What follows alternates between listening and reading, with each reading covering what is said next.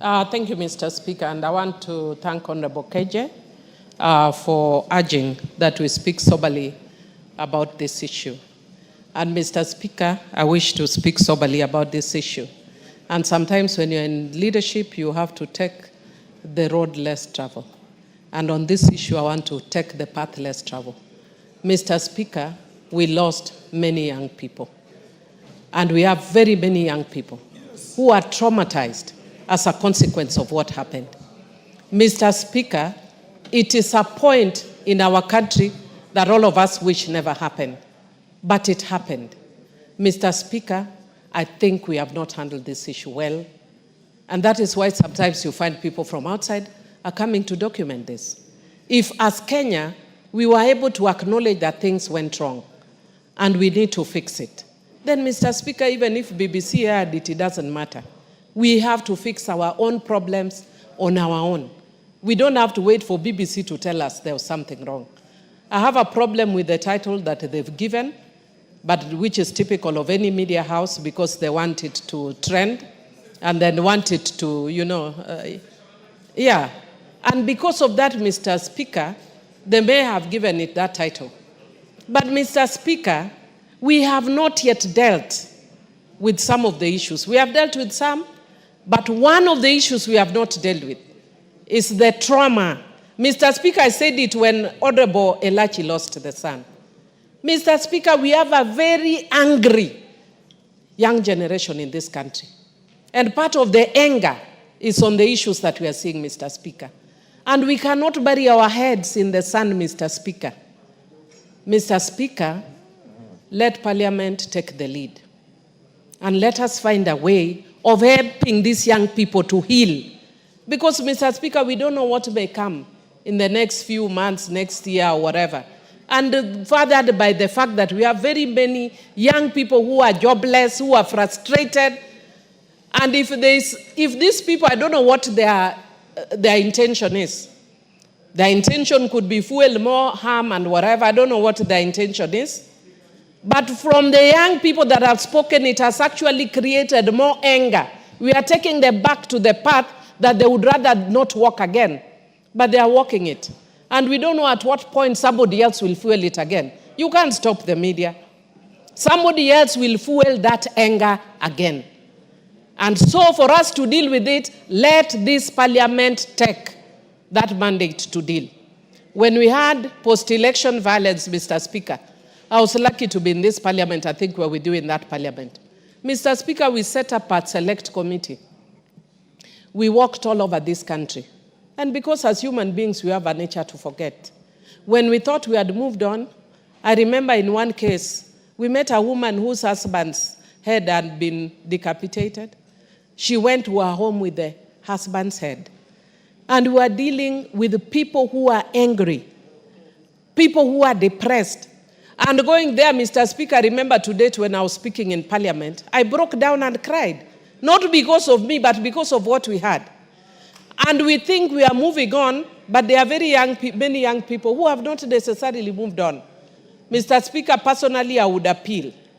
And I don't want to sit in that committee, but I would appeal that we set up a select committee to deal with this issue that stemmed not necessarily the finance bill, but the after effect of that finance bill.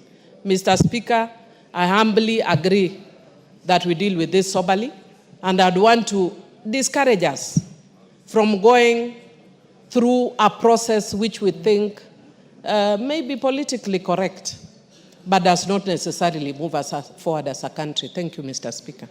Beatrice, can I ask your request for your statement?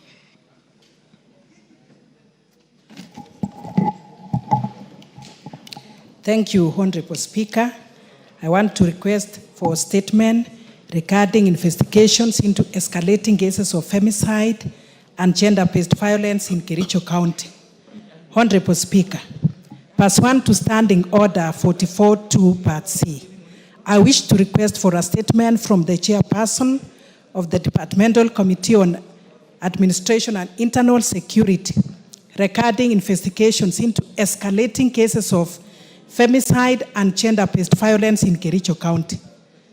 Honorable Speaker, Article 26 of the Constitution guarantees the inalienable right to life to every person, regardless of age, gender, and social status.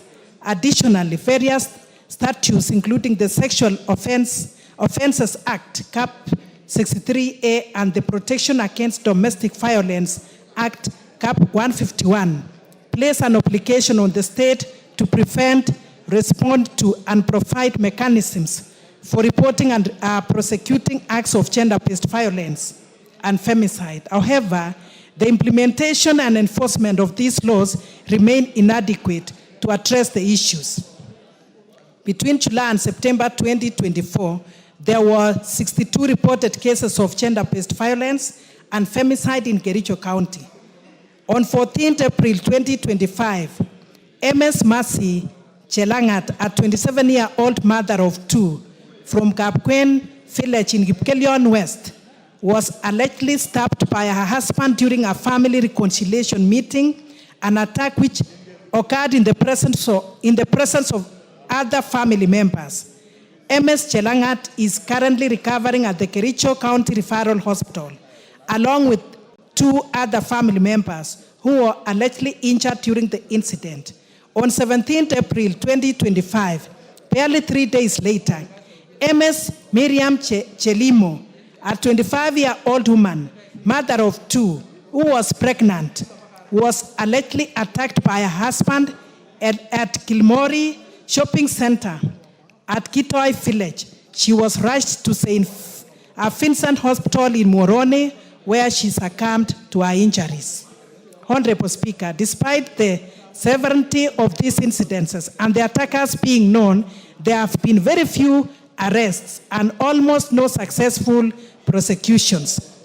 The continued absence of justice violates the right to life, equality, and freedom from discrimination as enshrined in the Constitution. Notably, on 14 February 2024, this House adjourned its business under Standing Order 33-1 to address the rising femicide in the country. Additionally, a consultative meeting between the President and the women leaders from across the country culminated in the launch of the Commercial Tuluma campaign in January 2025 to address the rising cases of femicide and GBV in the country. However, femicide continued to escalate, and survivors and families of victims suffer in silence, with perpetrators are not apprehended. Honorable Speaker, it is against this background that I request for a statement from the chairperson of the Departmental Committee on Administration and Internal Security on the following.